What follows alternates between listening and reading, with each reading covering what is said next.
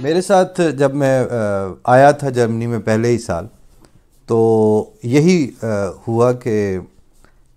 پہلے تو میں نے یہاں کیا ہو رہا ہے، کب سے ہو رہا ہے اور کیسے ہو رہا ہے،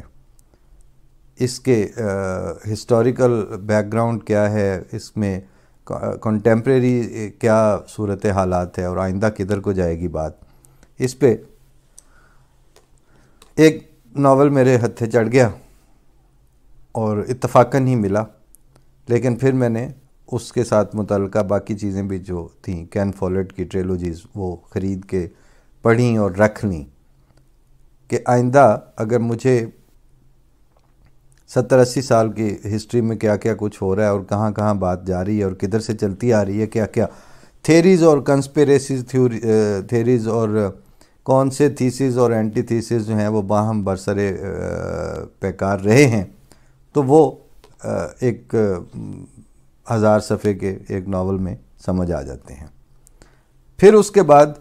جو یہاں کی ڈرائیونگ سیٹ پہ جیسا انہوں نے لکھا، جو بیٹھی ہوئی خاتون تھیں، جب میں آیا تھا تب بھی تھیں، ابھی بھی ہیں، چلی جائیں گی اب کچھ وقت تک، لیکن ہنسی خوشی جائیں گی اور اپنی مرضی سے جائیں گی، اور پنجابی میں جسے کہتے ہیں نا بھریا میلہ چھوڑ کے جائیں گی۔ تو اس وقت ان کی بائیوگرافی کے طور پر ایک کتاب پہلے جرمن زبان میں تھی، جو مجھے اس وقت اس حد تک نہیں آتی تھی کہ میں وہ وہیں سے پڑھ کے سمجھ بھی سکوں،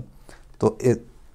بسد کوشش مجھے اس کا انگریزی ورژن دستیاب ہوا، اور یہ کتاب پھر مجھے اینجلا میرکل کی آٹو بائیوگرافی کے طور پر ملی۔ اس میں سے ایک نظر گزرے اور رکھی ہوئی ہے ابھی بھی ساتھ، اور وقتاً فوقتاً اس کو دیکھتے بھی ہیں۔ تو اس زمانے میں پاکستان سے ایک سینئر دوست سے بات کرتے ہوئے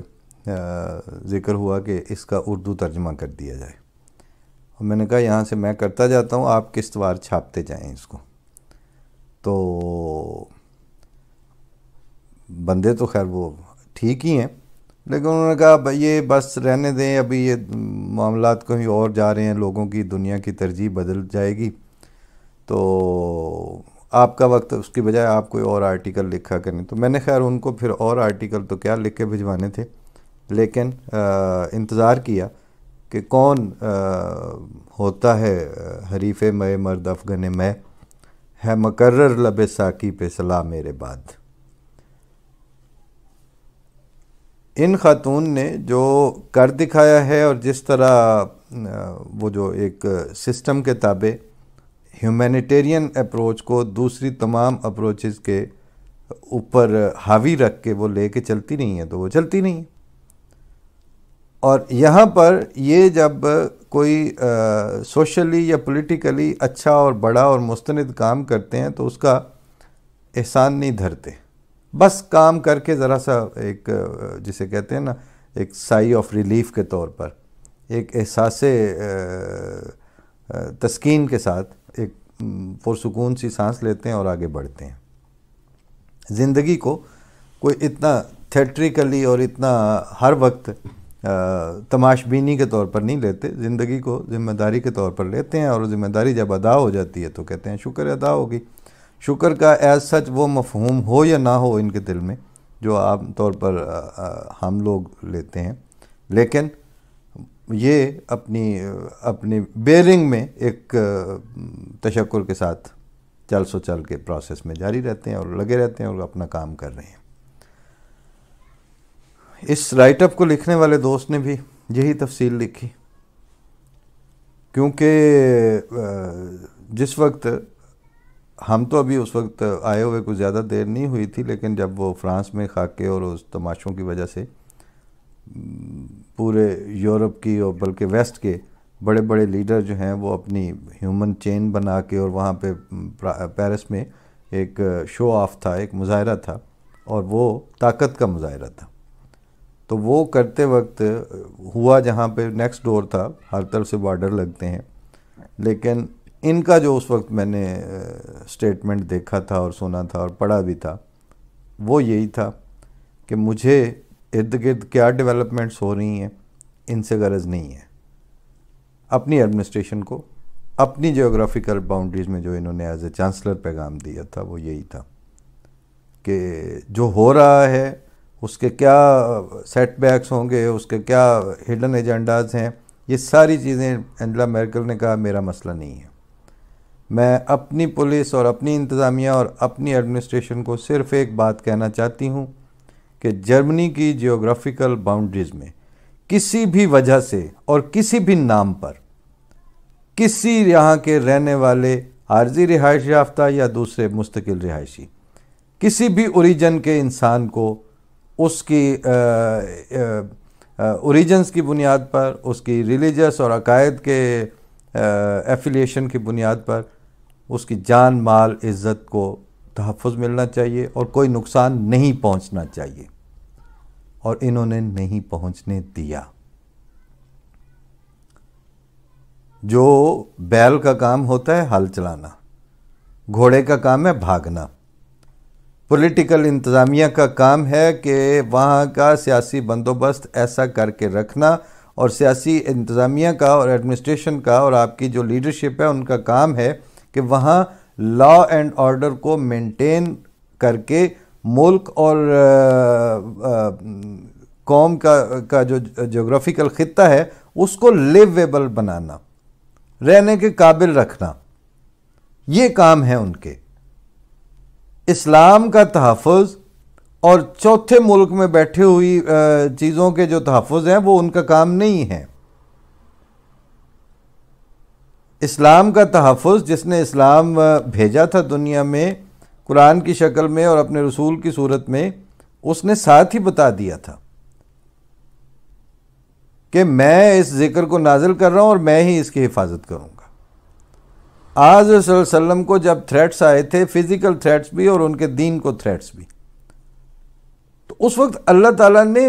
فیصلہ کن طریقے پہ ساتھ فرما دیا تھا کہ واللہ یعصمک من الناس، اللہ ہے جو تجھے بچائے گا انسانوں سے. اور بچانے کی جو موڈ تھا وہ وہی تھا جو غار ثور میں حضرت ابوبکر صدیق اور حضرت صلی اللہ علیہ وسلم کے ہوتے ہوئے جو انہوں نے اس وقت فرمایا تھا کہ اپنے ساتھی کو کہا کہ ڈرنا، اللہ ہم دونوں کے ساتھ ہے. میت خداوندی ہے جو تعلق باللہ ہے، جو ضمانت بنتا ہے بچانے کی. نعرے بازیاں اور اسلامسٹ جو دھڑے بندیاں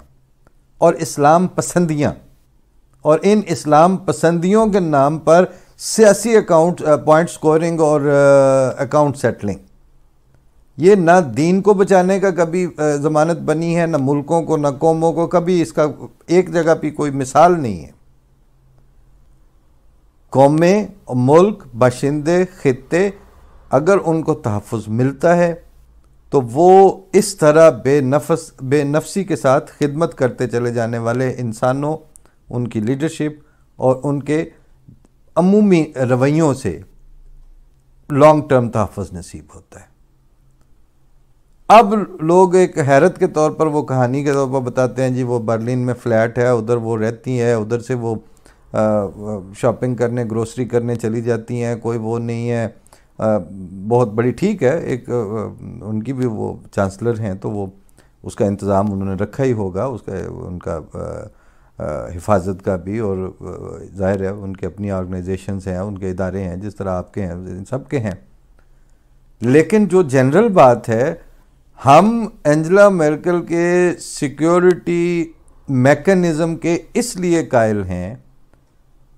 اور اس لیے وہ اپنے فلیٹ میں یا اس طرح رہنا افورڈ کر لیتی ہے کہ ہمیں کبھی احساس عدم تحفظ نہیں ہوا. میں نے پچھلے 6-7 سالوں میں رات کے 2 بجے بھی اٹھ کے واک کیے، رات کے 3 بجے بھی خیال آیا تو ہم باہر ٹہلنے نکل گئے ہیں، 10 بجے بھی گئے ہیں، دن میں بھی گئے ہیں، رات کو بھی گئے ہیں، ہر علاقے میں جاتے ہیں. سفر کے دوران بعض دفعہ نیویگیشن نے ایک ایسی سڑک دے دی جو بالکل سیکلوڈڈ سی اور اکیلی اور خالی سڑک تھی. برلین سے واپسی پہ ایک دفعہ ہم وہ نیویگیشن جس طرف لے گیا ہم چلے گئے، جب جا کے دیکھا تو وہ کوئی 35-40 کلومیٹر تک وہ سنگل سڑک تھی. یوں سمجھیں کہ آپ لالیاں سے ترخانہ والا، اور وہ اس سڑک پہ چڑھ گئے ہیں. چھوٹی سڑک تھی بالکل. میں اور ہمارے ایک دوست تھے ساتھ، تو رستے میں نہ اس پہ ظاہر ہے اس طرح سے وہ اسٹریٹ لائٹس بھی نہیں ہوں گی، ٹریفک بھی نہ ہونے کے برابر تھی. ایک ہماری کار جا رہی ہے، درخت ہیں، جنگل ہیں، پتہ نہیں کون سی آبادی ہے، کیسے لوگ ہیں. لیکن 35-40 کلومیٹر کا سفر تھا، تو ہم آپس میں یہی بات کر رہے تھے کہ بالکل سناٹا بھی ہے، دور دور تک سوائے کار کی ہیڈ لائٹس جہاں تک جا رہی ہیں اس کے علاوہ روشنی بھی کوئی نہیں ہے، لیکن خوف بھی کوئی نہیں ہے. خوف اس لیے نہیں ہے کہ کبھی سنا ہی نہیں ہے کہ کسی نے گڈی ڈک کے تو لوٹ لیا تو مار دیتا ہے، تو گن پوائنٹ پہ یہ کر دیا تو گن پوائنٹ پہ وہ کر دیا.